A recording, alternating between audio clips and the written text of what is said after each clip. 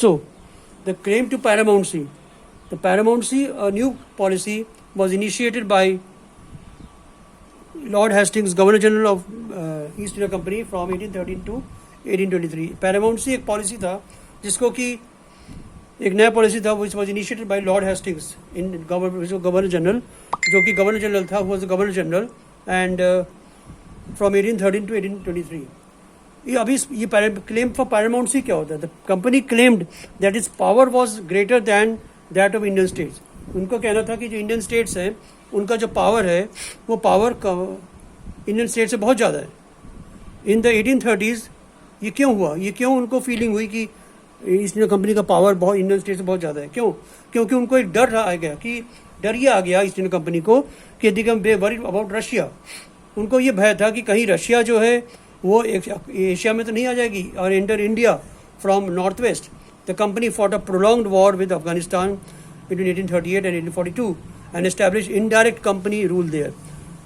ठीक, ये देखिए यहाँ पे कह रहा है कि company fought a prolonged battle with Afghanistan. Afghanistan से भी लड़ाई की उन्होंने 1838 में एंड 1842 में and established indirect company rule there. वहाँ पे भी कंपनी रूल वहाँ पे भी एस्टैब्लिश किया गया.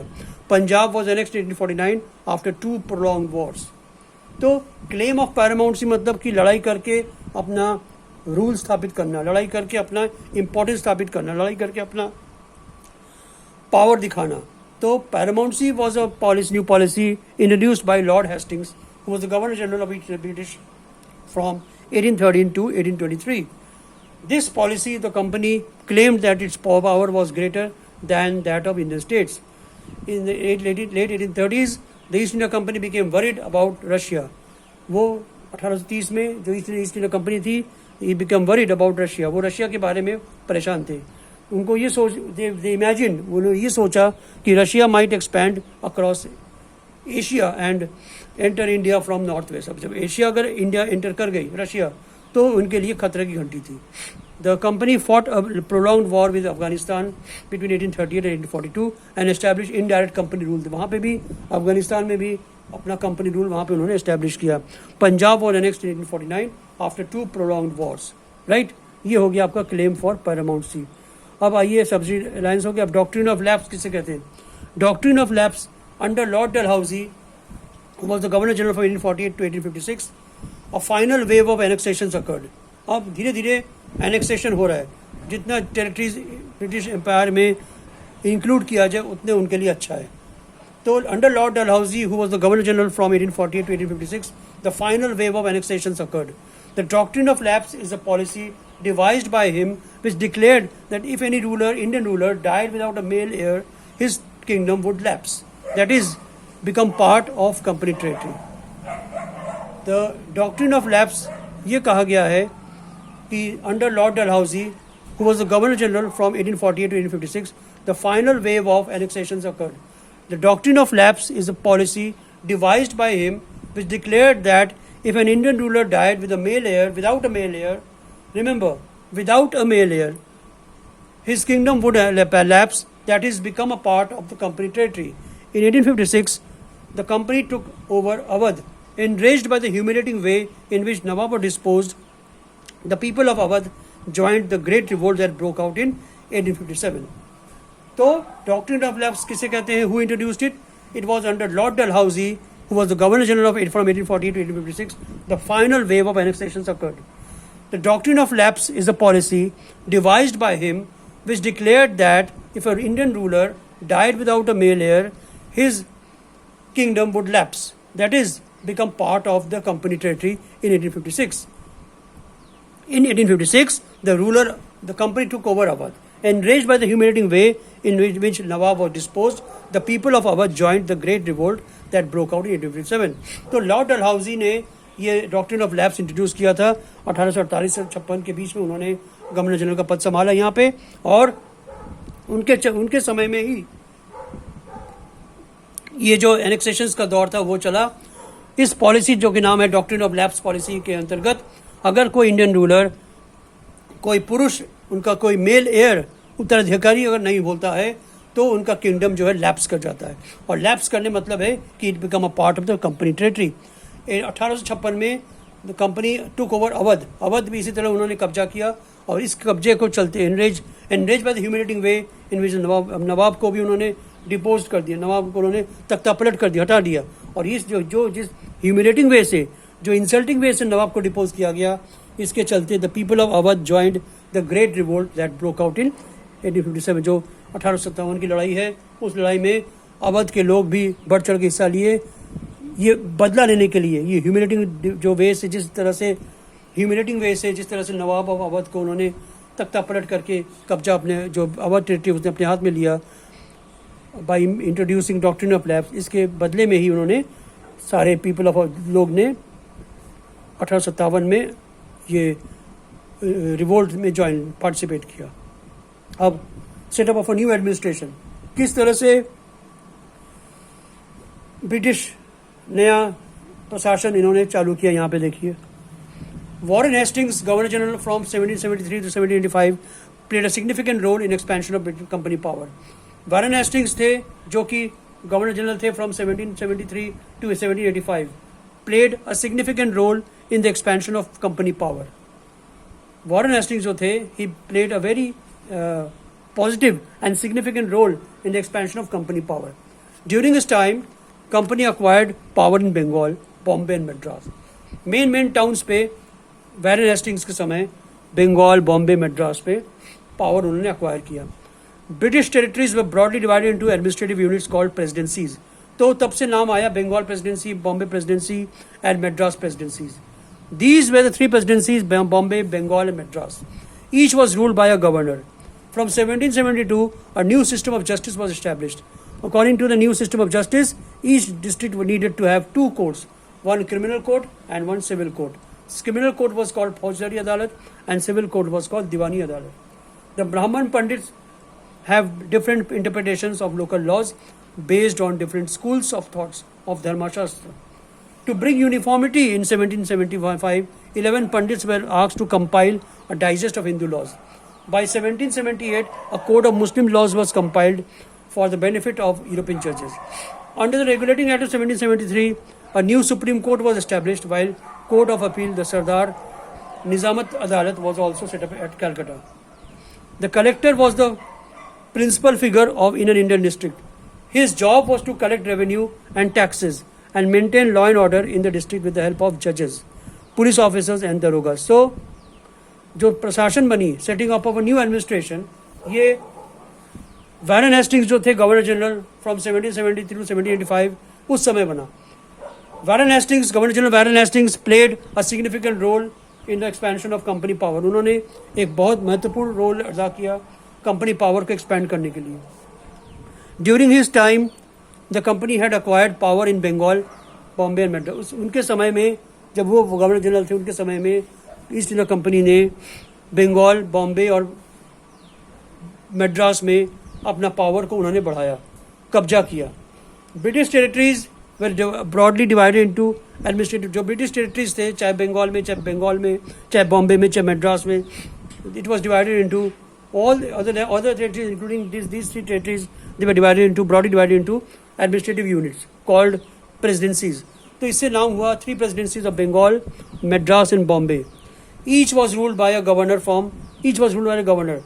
बंगाल प्रेसिडेंसी का अलग गवर्नर था, मद्रास प्रेसिडेंसी का अलग था, बॉम्बे प्रेसिडेंसी का अलग था। Each was ruled by a governor. एक भी हर उसका प्रेसिडेंसी का एक गवर्नर था जो रूल करते थे। From 1772, a new system of justice was established. 1772 से a new system of justice was established. According to the new system, each district needed to have two courts. ये जो जुडिशल सिस्टम आई 1772 में, इसके accordingly दो अदालत थे, criminal court and civil court. Criminal court का नाम दिया गया फौजदारी अदालत एंड सिविल कोर्ट का नाम दिया गया दीवानी अदालत। तो आज का जो आपका सिविल कोर्ट आप देख रहे हैं, सिविल कोर्ट है, जो आप देख रहे हैं क्रिमिनल कोर्ट है, ये सब उस समय से चली आ रही है ड्यूरिंग वॉरेन हेस्टिंग्स, राइट। तो एडमिनिस्ट्रेशन पॉइंट ऑफ व्यू में भी हम देखते हैं, तो एडमिनिस्ट्रेशन पॉइंट ऑफ व्यू में भी जो ब्रिटिश थे, दे वर एक्सपर्ट्स। हम कहते हैं कि आज हम जो हमारे जो डिस्ट्रिक्ट मजिस्ट्रेट्स हैं, कमिश्नर्स हैं, और भी जो हमारे जो ब्यूरोक्रेसी है, they all are following the principles of the set down by the British people. क्योंकि ब्यूरोक्रेसी जो प्रिंसिपल्स ऑफ ब्यूरोक्रेसी है वो भी हमने अंग्रेज़ों से सीखा. Because if British wouldn't have come to India तो हम डिसिप्लिन नहीं रहते, तो हमारी जो ब्यूरोक्रेसी है it wouldn't not have been so efficient, वो काम नहीं कर सकते थे. राइट. तो भले ही डॉक्ट्रिन ऑफ लैप्स हो, सब्सिडियरी अलायंस हो, जो भी है वो अपनी जगह एक है, लेकिन एडमिनिस्ट्रेटिव पॉइंट ऑफ व्यू में the British were experts in administrative aspect. ठीक. तो ये तो हो गया आपका कोर्ट जुडिशरी. अब धीरे धीरे आगे देखिए. The Brahmin pandits have different administration. Local laws थे. जो लोकल लॉज के जैसे हिंदू लॉज है या संस्कृत में थे या इस्लामिक थे, जो भी लोकल लॉज थे वो लोकल लॉज को अंग्रेज नहीं समझ पाते थे. तो उनके लिए हिंदू लॉज के लिए ब्राह्मण पंडित को उन्होंने एंगेज किया. मुस्लिम लॉज के लिए उन्होंने मुस्लिम लोगों को एंगेज किया. राइट. तो the Brahmin pandits have different interpretations of local laws based on different schools of thought of Dharmashastra. Dharmashastra में जो भी लॉज दिया गया है उसको ब्राह्मण पंडित ने भी अपने हिसाब से इंटरप्रेट करके उनको समझाने दे engaged. British officers engaged Brahman Pandits to give interpretation of local laws based on different schools of thoughts of Dharma Shastra.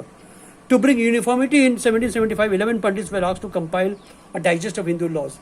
एक यूनिफॉर्मिटी लाने के लिए, एक समझ, एक अंडरस्टैंडिंग लाने के लिए in 1775, 11 Pandits were asked to compile a digest of Hindu laws.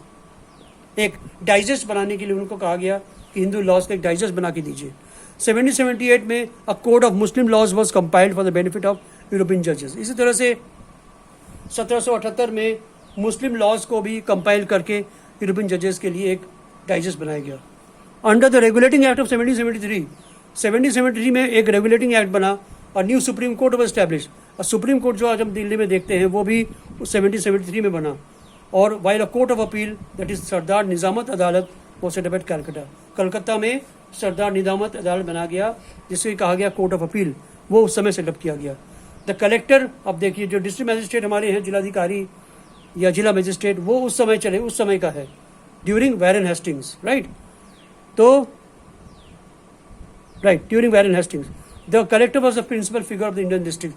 His job was to collect revenue, taxes and maintain law and order in the district with the help of judges, police officers and darogas. Right. तो ये हो गया किस तरह से British they set up new administration in the Indian territory. अब आइए आगे. The company army. अब कंपनी आर्मी क्या कहती है? In India colonial rule brought some new ideas of administration and reform. अब जब इंडिया में रूल करने आई अंग्रेज तो कॉलोनियल रूल, फॉरेन रूल, ही brought some new ideas of administration. जब हमने देखा कि उन्होंने न्यू आइडियाज ऑफ एडमिनिस्ट्रेशन वो लाए. राइट. जुडिशियल सिस्टम आई, कैसे प्रशासन के अधिकारी काम कर रहे थे. द मुगल आर्मी कंपोज, अब आर्मी में भी उन्होंने कुछ रिफॉर्म्स किए. The Mughal army compose of cavalry that is sowars, train soldiers and on horseback, घुड़सवार, एंड इन्फेंट्री दैट इज पैदल और फूट सोल्जर. ये थे हमारे मुगल आर्मी में. The army of Mughal was dominated by cavalry. ठीक. In the 18th century, changes occurred in the Mughal successor states like Awadh and Banaras started recruiting peasants into the army and training them as professional soldiers. अब धीरे धीरे समय बीतता गया और अवध और बनारस में भी जो आर्मी थे उसमें जो किसान थे उनको रिक्रूट किया गया, उनको ट्रेनिंग दी गई as professional soldiers. The East India Company adopted the same method which came to be known as Sepoy army, and from the Indian word Sipahi means soldier. In the early 19th century, the British began to develop a uniform military culture. Soldiers were subjected to European style of training, drill and discipline, and regulated their life far more than before. तो एक discipline आई, एक professionalism आया और एक company army form की गई which was a more disciplined, more professional than as ever before. The company army. In India, colonial rule brought some new ideas of administration and reform. नए ideas of administration and reform लाए. The Mughal army were composed of cavalry, that is sawars, which means trained soldiers on horseback, पीछे घुड़सवार जो थे, infantry, that is पैदल और foot soldiers, ये थे उस समय मुगल ज़माने के समय. The army of Mughals was dominated by cavalry cavalry को डोमिनेट करते थे. Mostly army was dominated by foot soldiers and train soldiers on horse backs. 18th century में changes occurred in the Mughal states like Awadh and Banaras, where peasants were asked to were recruited to the army and trained when training was imparted to them as professional soldiers. लेकिन East India Company adopted the same method, which came to be known as Sepoy army, from the Indian word Sipahi meaning soldiers. In the 19th century, early 19th century, British began to develop a uniform military culture उन्होंने बनाया. Soldier were subject to European style of training. Soldiers जो थे उनको training दी गई, लेकिन वो भी दी गई यूरोपियन स्टाइल में. ड्रिल एक्सरसाइजेस कराए गए, डिसिप्लिन मेंटेन किया जाने लगा, और उनका जो लाइफ स्टाइल है उनको रेगुलेट किया गया एज एवर बिफोर. और इन द एंड हम निष्कर्ष में जाते हैं. अब हम चैप्टर के अंत में. The East India Company was transformed from a trading company to a territorial colonial power. East India Company आई थी हमारे यहाँ बिजनेस करने, लेकिन बाद में एक territorial power, colonial territorial power के रूप में उभर के सामने आई. In the early 19th century a new steam technology arrived. By 1857 the company became to exercise direct rule over about 63% of the territory and 78% of the population of the Indian subcontinent. तो धीरे धीरे 19th century में एक नया technology आई, एक नया system आया, और उस सिस्टम के चलते 1857 में the company came to exercise direct rule over 63% of the territory and 78% of the population of the Indian subcontinent. That's it friends for today. We move on to next video after a few days back, few days ago. Stay safe, stay at home. Bye.